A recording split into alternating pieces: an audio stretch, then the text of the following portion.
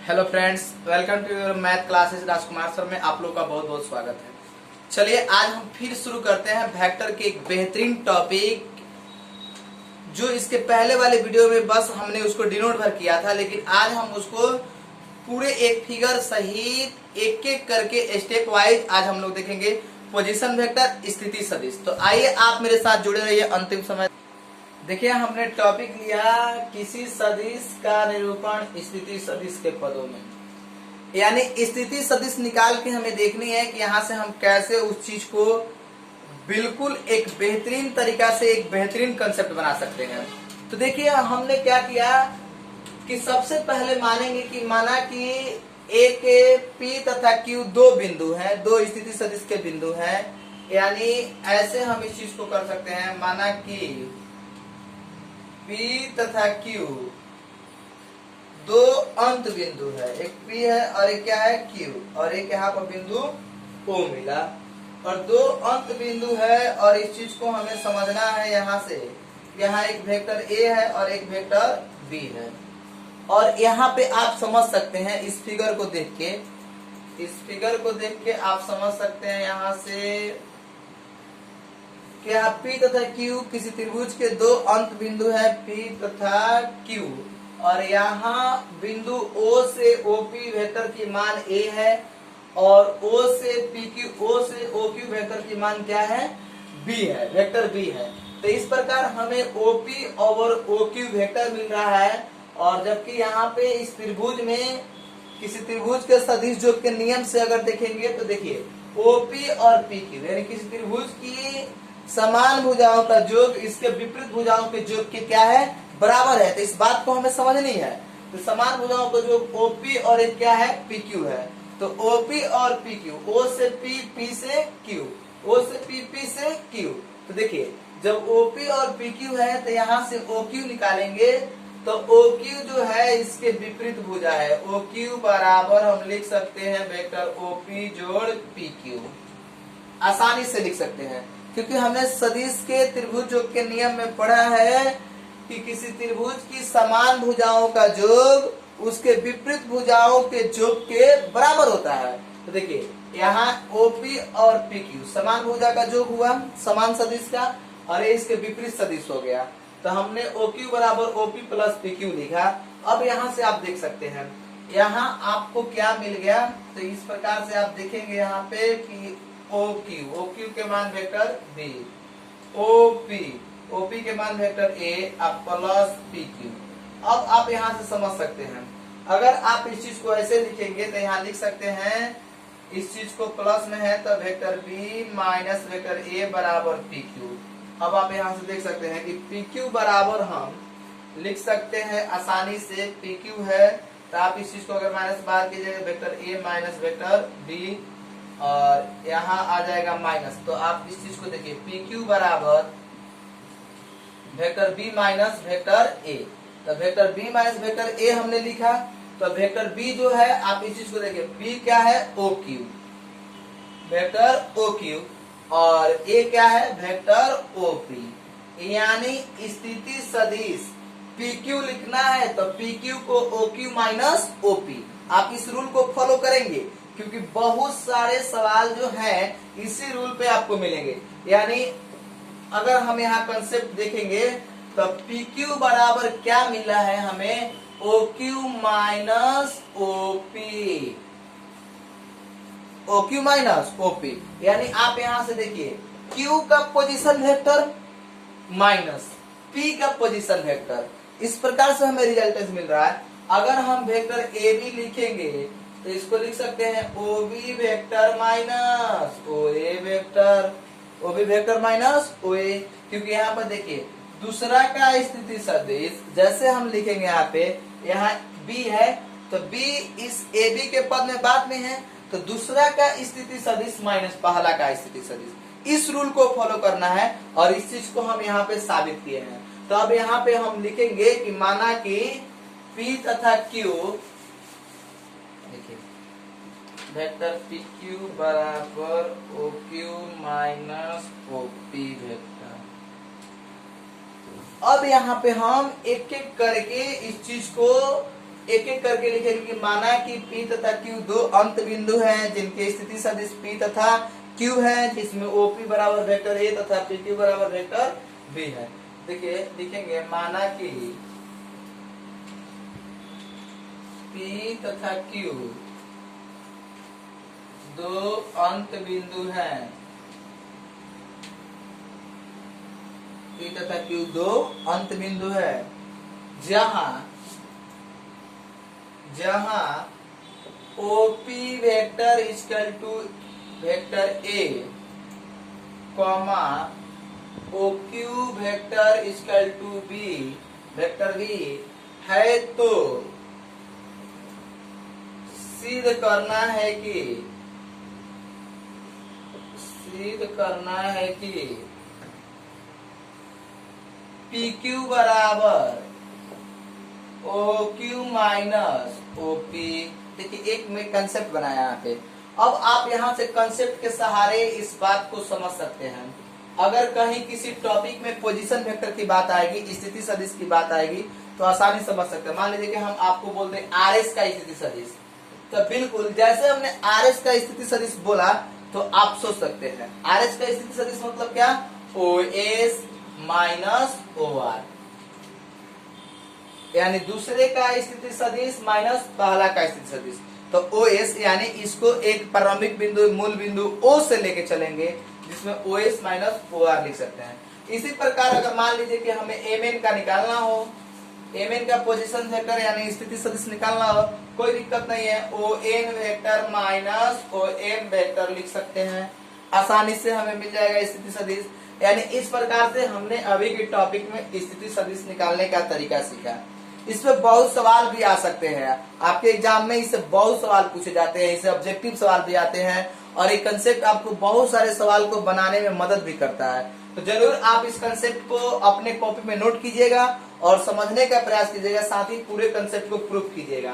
तो चलिए इसको नोट कीजिए, फिर इसके आगे हम नया टॉपिक लेके आते हैं। अब हम लोग स्थिति सदिश का निरूपण देखना है, यानी उस पर आधारित एक टॉपिक को समझ लेते हैं, कुछ एग्जाम्पल को समझते हैं। जो अभी हमने स्थिति सदिशों का सदिश निरूपण देखा है, अब उस स्थिति सदिश का निरूपण यानी कुछ सवाल को समझते हैं। जैसे मान लीजिए कि एक त्रिभुज हम लेते हैं, एक P बिंदु है और एक Q बिंदु है।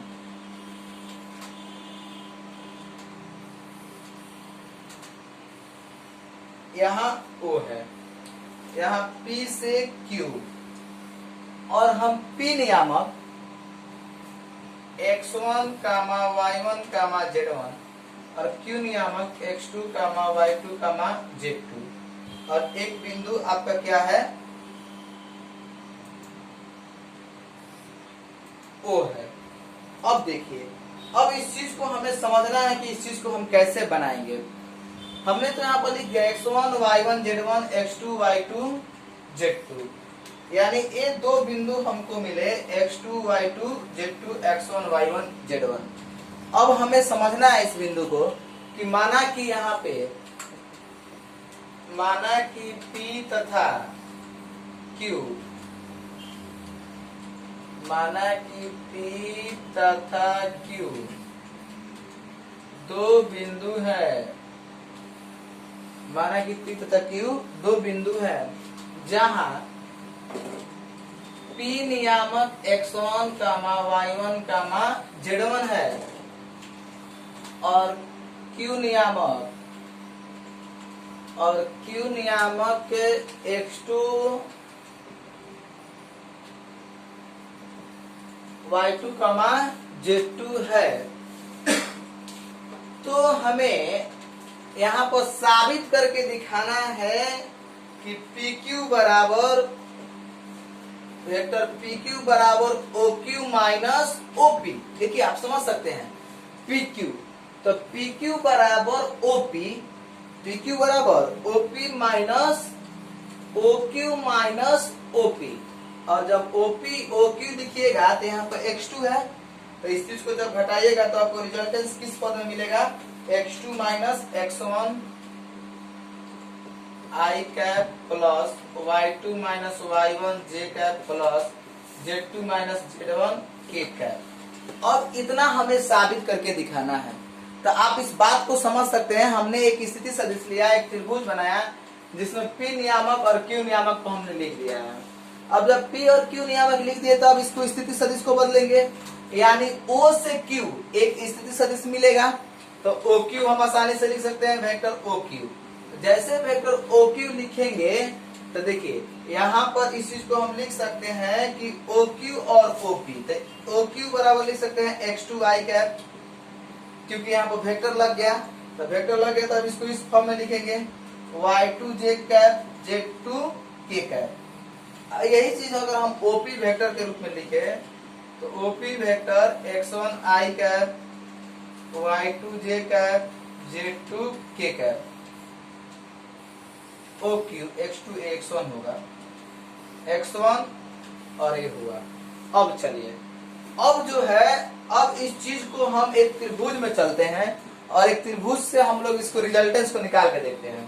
तो देखिए जैसे हम त्रिभुज में चलेंगे तो किस त्रिभुज में चलेंगे, OPQ में। तो यहाँ लिखते हैं कि त्रिभुज OPQ में, त्रिभुज OPQ में। तो OPQ में जब हम चलेंगे तो यहाँ से हम क्या लिखेंगे, आसानी से लिख सकते हैं PQ, या आप अगर सदिश जोड़ के नियम से लिखिएगा तो OP जोड़ PQ बराबर OQ, यानी OQ बराबर OP जोड़ PQ।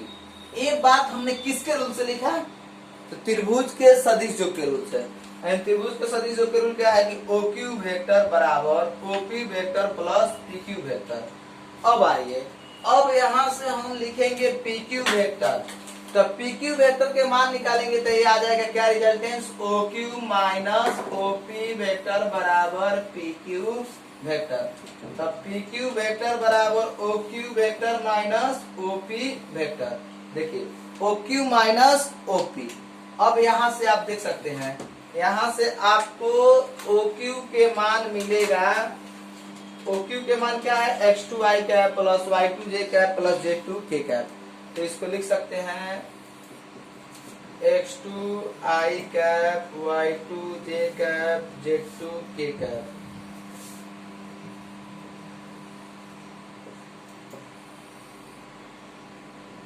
माइनस OP वेक्टर लिखना है। तो OP वेक्टर में क्या होगा, x1i cap plus y1j cap plus z1k cap हो गया। अब चलिए, अब आप इस चीज को आसानी से देख सकते हैं, i कैप एक साथ लिख सकते हैं। तो देखिए i कैप तो x2 माइनस x1 और i कैप कॉमन हो जाएगा तो i कैप हो जाएगा। इसको y2 माइनस y1j कैप और इसको z2 माइनस z1k कैप, यानी इस तरह से आपको यहाँ पे रिजल्टेंस मिल गया x2 minus x1 i cap y2 minus y1j cap z2 minus z1k cap. देखिए हमें साबित हो गया कि PQ बराबर इतना रिजल्ट हमको मिल गया। यानी इस तरह से हम लोग इस पे आधारित ऐसे सवाल को आसानी से लिख के साबित कर सकते हैं। तो हमारा क्या रिजल्ट मिला, x2 minus x1 i cap y2 minus y1j cap z2 minus z1k cap. अब आप इस चीज को कॉपी में आसानी से नोट कीजिए ताकि आगे जब भी हम सवाल इस पे आधारित बताएंगे तो इससे संबंधित पूरे कंसेप्ट आपके दिमाग में सेट हो जाएंगे। इसके आगे एक और छोटे टॉपिक है जो अगले कंसेप्ट में हम पढ़ रहे हैं। अब हम लोग को सेक्शन फार्मूला खंडसा सूत्र पढ़ना है। तो देखिए खंडसा सूत्र, खंडसा सूत्र क्या है कि उस बिंदु का खंडसा सूत्र निकालना जिसका दिया हुआ रेखाखंड, दिए हुए रेखाखंड को कोई बिंदु m अनुपात n के अनुपात में विभाजित करती है। यानी खंडसा सूत्र का कंसेप्ट है कि उस बिंदु का रेखाखंड, उस बिंदु का खंडसा सूत्र निकालना जिसका दिए हुआ रेखाखंड के कोई बिंदु उस रेखाखंड को m अनुपात n के अनुपात में विभाजित करती है। तो देखिए यहाँ पर एक हम त्रिभुज लेते हैं, ये है यहाँ O है, यहाँ A है, यहाँ B है। O A B। अब इस बिंदु को समझना है, यहाँ पर हम एक बिंदु P ले लिए। यहाँ AB एक रेखाखंड है जिसका बिंदु बीच में क्या है, P है, और P रेखाखंड को M अनुपात N के अनुपात में विभाजित करती है। P रेखाखंड को M अनुपात N के अनुपात में विभाजित करती है। यहाँ OA है, यहाँ OB है, और यहाँ OP है।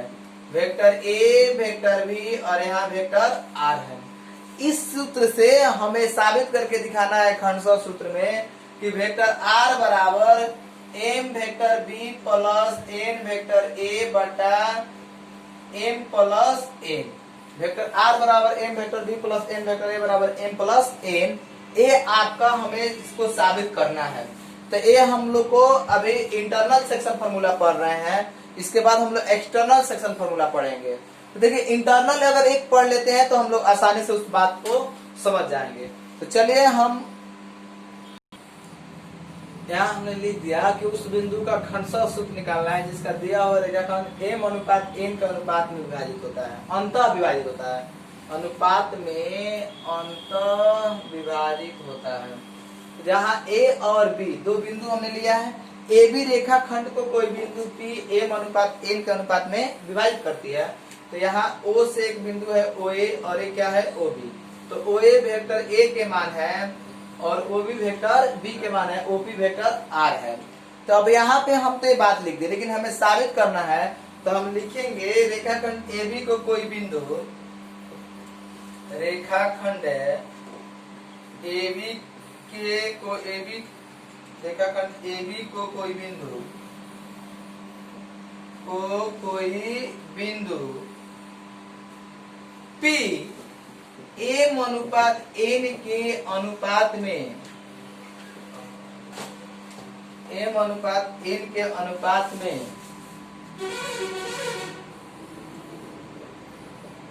M अनुपात N के अनुपात में अंतः विभाजित करती है, अंतः विभाजित करती है। तो सिद्ध करे कि वेक्टर R बराबर M vector B plus N vector A बटा M प्लस N। देखिए हमने रेखाखंड AB को कोई बिंदु P लिया, M अनुपात N के अनुपात में अंतः विभाजित करती है। तो सिद्ध करेंगे वेक्टर R बराबर M vector B plus N vector A बराबर M प्लस N। इस चीज को हमें साबित करके दिखानी है। तो अब इसमें हम आएंगे, इस फिगर में देखेंगे कि OAP एक क्या है, एक त्रिभुज है। तो OAP एक त्रिभुज है। तो इस त्रिभुज के सहारे सबसे पहले हम एक काम करेंगे। तो चलते हैं यहाँ पे त्रिभुज OAP में। देखिए तो त्रिभुज OAP में जब चलेंगे तो यहाँ क्या है कि OAOP इस फॉर्म में है। तो हम यहाँ लिख सकते हैं कि वेक्टर OA जोड़ AP वेक्टर बराबर OP वेक्टर। वेक्टर OA जोड़ AP बराबर वेक्टर कितना मिल गया, OP। अब चलिए OA वेक्टर AP वेक्टर बराबर OP वेक्टर हमने लिख लिया। लेकिन यहाँ से हमें अगर हम AP वेक्टर का रिजल्टेंस निकालेंगे तो हमें आसानी से मिल जाएगा AP वेक्टर बराबर OP vector minus OA vector. देखिए हमने क्या लिखा कि AP वेक्टर बराबर OP vector minus OA vector. अब यहाँ आप देख सकते हैं इस चीज को, वेक्टर AP बराबर OP वेक्टर। तो OP वेक्टर के मान क्या है, R। OP वेक्टर के मान R है और OA वेक्टर के मान क्या है, A। तो माइनस वेक्टर है, यानी वेक्टर AP बराबर वेक्टर R माइनस A हमें मिल गया। इसको हम समीकरण 1 मान लेंगे। यानी एक समीकरण से हमें एक रिजल्ट तो मिल गया। हमने एक त्रिभुज में चला OAP में, OAP में चले तो हमें आसानी से वेक्टर AP बराबर vector R minus vector A मिल गया। अब हमें चलना है त्रिभुज OPB में। देखिए OPB में जब हम बढ़ेंगे तो यहां से हम लिख सकते हैं कि OP vector plus PB vector बराबर OB। आप देख सकते हैं इस चीज को। अब इस फॉर्म को आसानी से पीवी बराबर है, लिख सकते हैं हम पीवी बराबर ओवी वेक्टर माइनस ओपी वेक्टर। देख सकते हैं आप, ये आपका पीवी का स्थिति सदिश हुआ, यानी पीवी का स्थिति सदिश के मतलब कि आपका बिंदु बी का पोजीशन वेक्टर और माइनस बिंदु पी का पोजीशन वेक्टर। अब यहाँ आप आसानी से लिख सकते हैं ओबी माइनस ओपी। तो ओबी के मान क्या है, वेक्टर बी, बी और इसका मान क्या है, वेक्टर आर। ये आपका समीकरण 2 हो गया। तो देखिए हमने समीकरण 1 और समीकरण 2 को आसानी से लिख लिए। अब यहाँ से हमें साबित करके दिखाना है कि वेक्टर आर बराबर M vector B plus N vector A बटा एम प्लस एन, इस बात को साबित करना है। तो उसके पहले आप इस चीज को अपने कॉपी में नोट कीजिए, या वीडियो रोक के स्क्रीनशॉट कर सकते हैं, वीडियो रोक के आसानी से नोट कर सकते हैं। आप इस काम कीजिए, उसके बाद हम आते हैं। तो बस यहाँ पे 1-2 टॉपिक में इस चीज को साबित कर देंगे। थोड़ी सी जगह की यहाँ पे दिक्कत हो रही है। यहाँ समीकरण 1 मिला है, एपी बराबर vector are minus vector a, p बराबर vector r b minus vector are. अब देखिए यहाँ समीकरण 1/2 से, 1/2 से, तो 1 में 2 से भाग देंगे तो एपी वेक्टर एपी बटा vector PB, vector are minus vector ए बराबर vector B minus vector r. सही है। अब आए एपी वेक्टर बटा PB vector are minus vector ए बराबर vector B minus vector r. AP vector के मान देखिए यहाँ पे एम है और पीबी वेक्टर के मान यहाँ पर एन है, बराबर यहाँ पर vector are minus vector A vector B minus vector R. इस चीज को हम आसानी से गुना कर सकते हैं। यहाँ से तो गुना करेंगे तो m vector B minus M vector r, कैचिया गुना, यहाँ से गुना करेंगे तो n vector are minus n vector ए। अब आइए यहाँ लिख सकते हैं m vector b, m vector b और माइनस में है, इधर आएगा तो क्या हो जाएगा प्लस एन वेक्टर ए बराबर N vector are minus M vector R. इस चीज को हमने लिख दिया। अब देख सकते हैं यहाँ हमने क्या किया कि एम वेक्टर बी और यहाँ से एन वेक्टर ए को माइनस को इधर प्लस में ला दिए। अब यहाँ से हम M vector B N vector A N vector R N vector are. अब इस चीज को आप आसानी से समझ सकते हो। हमें लाना है वेक्टर आर बराबर m b vector plus n a vector m plus n. तो एम प्लस एन लाने के लिए सबसे पहले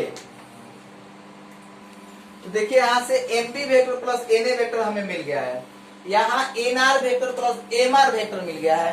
तो आप ध्यान से देख सकते हैं यहाँ से अगर आर हम कॉमन कर ले तो पहले इसी को लिखते हैं vector M M plus N, vector R हमने कॉमन कर लिया और यहाँ हमने लिख लिया M vector B plus N vector ए। अब वेक्टर आर बराबर M vector B plus N vector A बटा एम प्लस एन, यानी हमने इस सूत्र को यहाँ पे एकदम आसानी से सत्यापित कर लिए। आप इस बात को समझ सकते हैं कि हमने क्या किया कि यहाँ पर एम वेक्टर आर बराबर M vector B plus N vector ए बराबर एम प्लस एन। अब यहाँ से आप इस चीज को आसानी से अपने कॉपी में नोट कर सकते हैं। और उसके बाद जब हम लोग इतने टॉपिक पढ़ लिए तो ये आपका क्या है, अंतर विभाजन सूत्र है। अगर यही वाई विभाजन सूत्र था तो यहाँ पर माइनस लग जाता, इस प्लस के जगह पर माइनस, तो ये वाई विभाजन सूत्र हो जाता। ऐसा हमने आपको, ये आप सिंपल फॉर्म इसका पढ़े होंगे 10th क्लास में। तो चलिए बस इस वीडियो में हमने आपको यहीं तक पढ़ाया। आप इसके आगे की टॉपिक पढ़ने के लिए आप मेरे चैनल को ज्यादा से ज्यादा लाइक शेयर और सब्सक्राइब करें, ताकि हम आपको ऐसे ही आगे की सभी वीडियो डालें और आप आसानी से घर बैठे पढ़ाई कर सके। तो चलिए फिर मिलेंगे हम आपसे अगले वीडियो में, तब तक के लिए धन्यवाद।